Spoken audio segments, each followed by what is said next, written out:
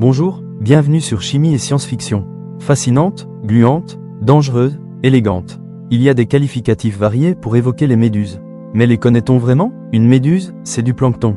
La méduse est un animal qui nage et qui flotte mais qui ne peut lutter contre la force des courants marins et du vent. Ces caractéristiques la placent dans la catégorie du zooplancton, dont l'étymologie grecque planctos signifie errant, instable. Ce qui explique par exemple la prolifération des méduses pélagiques Pelagia noctiluca sur les côtes en Méditerranée.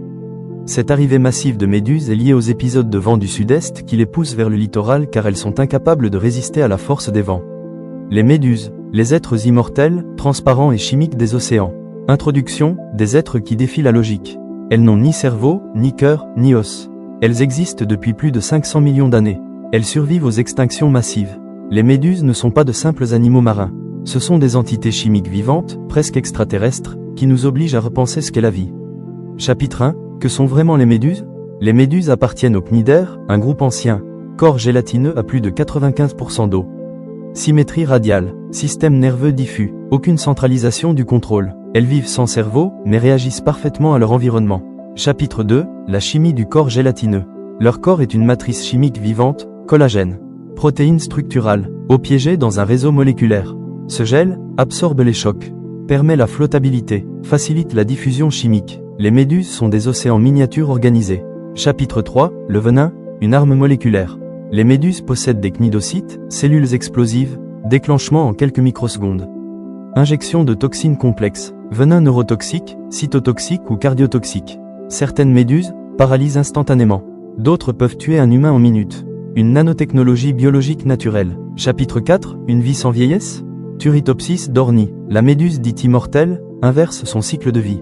Redevient polype après maturité. Réinitialise sa biologie cellulaire. Cela implique reprogrammation cellulaire.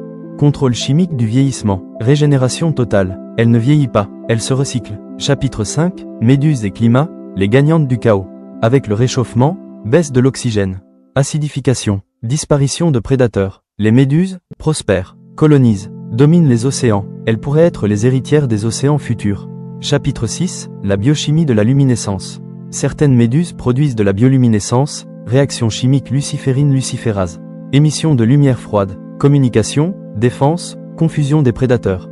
La GFP, protéine fluorescente verte, utilisée en médecine, vient d'une méduse. Chapitre 7. Méduse et médecine. Application majeure, suivi du cancer.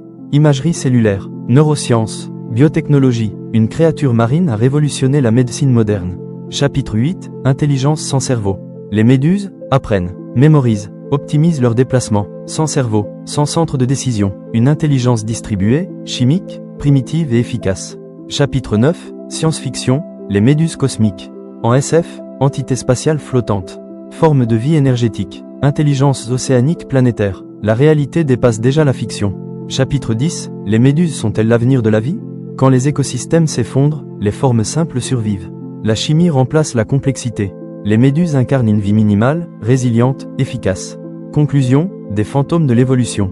Les méduses ne dominent pas par la force, mais par la chimie, par la simplicité, par le temps. Elles étaient là avant nous. Elles pourraient être là après nous. Dans leur corps transparent, l'univers expérimente une autre façon de vivre. Si vous aimez comprendre ce que la science-fiction invente et ce que la chimie permet réellement, vous pouvez vous abonner à la chaîne. Merci.